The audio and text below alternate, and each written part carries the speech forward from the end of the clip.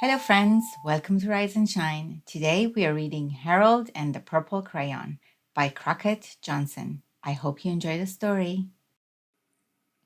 One evening, after thinking it over for some time, Harold decided to go for a walk in the moonlight.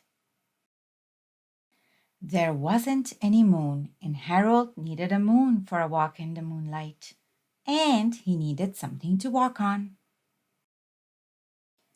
He made a long, straight path so he wouldn't get lost, and he set off on his walk, taking his big purple crayon with him.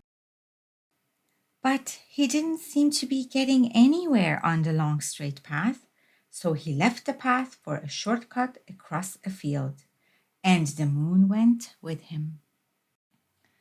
The shortcut led right to where Harold thought a forest ought to be.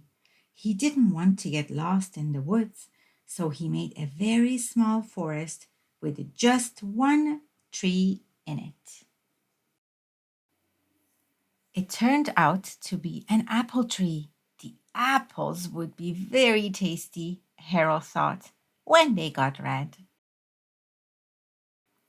So he put a frightening dragon under the tree to guard the apples. It was a terribly frightening dragon. It even frightened Harold. He backed away. His hand holding the purple crayon shook. Suddenly he realized what was happening, but by then Harold was over his head in an ocean. He came up thinking fast, and in no time he was climbing aboard a trim little boat. He quickly set sail, and the moon sailed along with him. After he had sailed long enough, Harold made land without much trouble. He stepped ashore on the beach, wondering where he was. The sandy beach reminded Harold of picnics, and the thought of picnics made him hungry. So he laid out a nice, simple picnic lunch. There was nothing but pie, but there were all 9 kinds of pie that Harold liked the best. When Harold finished his picnic, there was quite a lot left. He hated to see so much delicious pie go to waste.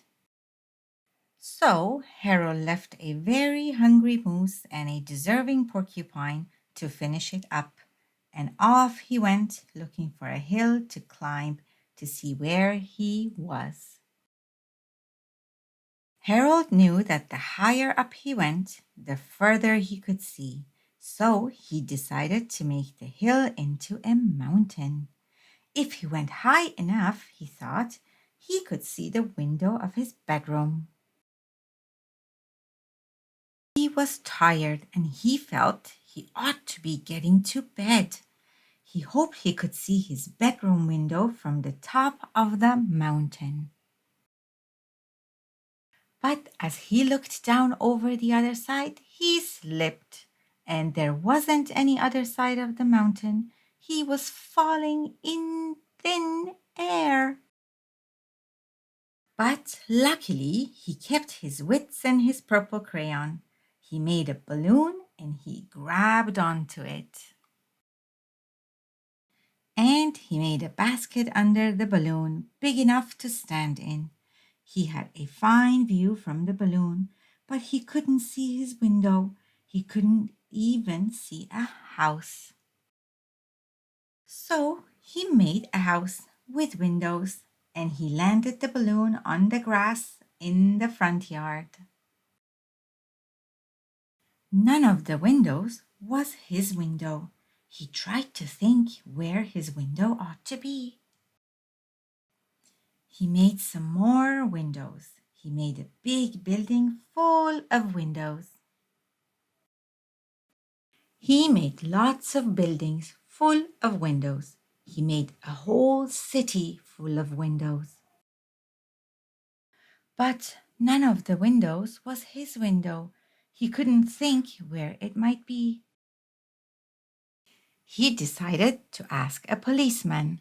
The policeman pointed the way Harold was going anyway, but Harold thanked him. And he walked along with the moon, wishing he was in his room and in bed. Then suddenly Harold remembered. He remembered where his bedroom window was when there was a moon. It was always right around the moon. And then Harold made his bed. He got in and drew up the covers. The purple crayon dropped on the floor, and Harold dropped off to sleep. The end.